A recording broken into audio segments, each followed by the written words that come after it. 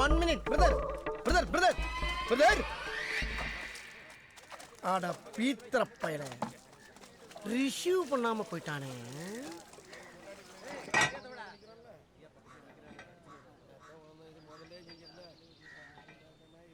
இந்த கடலை கட்டையை மிஸ் ஆகிற மாதிரி விட்டு இன்னைக்கு இவன் கதையை முடிச்சிட வேண்டியதுதான்.